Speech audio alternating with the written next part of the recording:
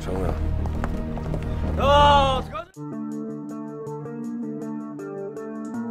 Pada video kali ini kami akan membahas dan menceritakan alur film Nameless Gangster.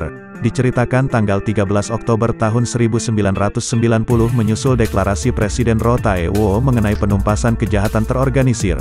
Bisnisman Choi Ik-hyun ditangkap dikarenakan menggelapkan miliaran won atas perusahaan konstruksi hotel, yang juga didakwa dengan intimidasi, penyerangan dan penculikan. Jaksa penuntut bernama Jo Beom-seok bertanggung jawab terhadap penyelidikan, terutama pembunuhan pemilik hotel Heo Samsik oleh mafia Kim Pan-ho yang terhubung dengan Ik-hyun.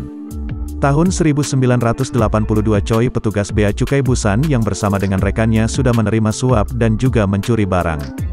Usai menemukan 10 kg hiropon di gudang suatu malam, dia dan rekannya mendekati temannya, yaitu gangster Choi Hyung-bae menjualnya kepada Yakuza Jepang. Ik-hyun menemukan Hyung-bae lebih muda juga anggota dari klan keluarga Choi yang sama dari Gyeongju dan juga keduanya pun membentuk hubungan dekat.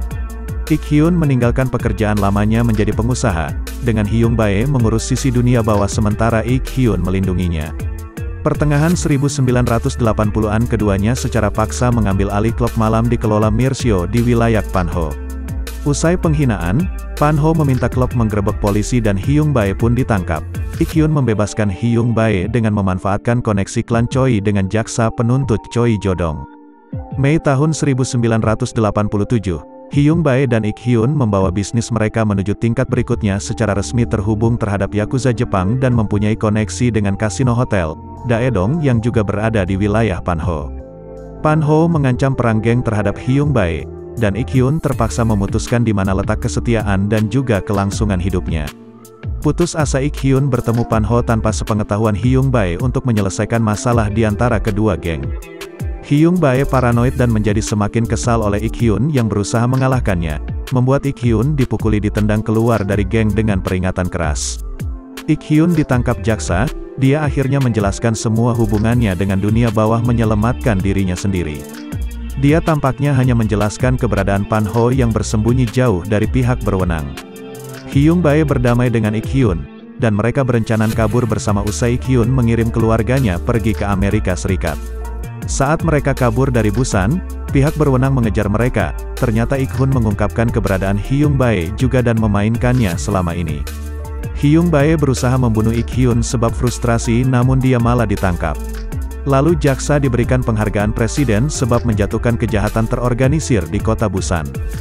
20 tahun berikutnya putra Ik-hyun lulusan hukum Universitas Seoul dan bergabung dengan kantor kejaksaan. Walaupun telah lolos dari hukum dan menjalani kehidupan mewah, Ik-hyun masih menderita rasa bersalah terhadap bagaimana dia mengkhianati Hyung-bae.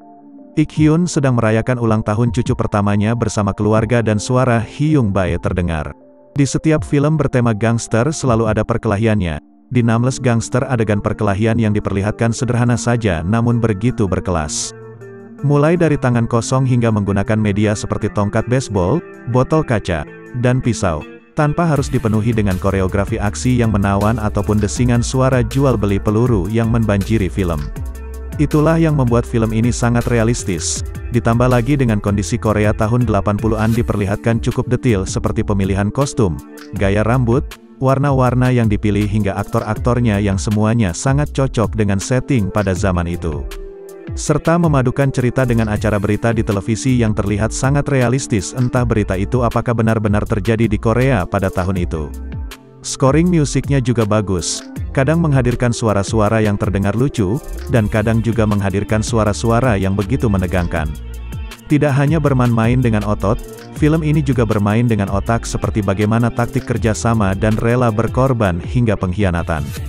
Ditambah lagi di beberapa adegannya yang juga dibumbui momen komedi yang berhasil memancing tawa.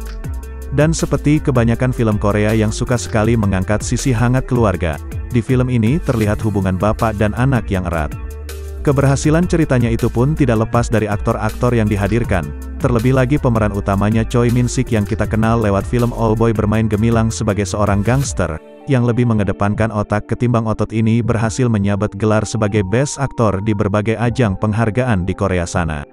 Aktor-aktor lainnya pun sukses membawakan peran mereka dengan baik serta chemistry tiap karakternya yang apik. Secara keseluruhan Nameless Gangster adalah sebuah sajian gangster dari Korea Selatan yang berkelas dan cerdas terhampar baik dalam durasi 133 menit film ini.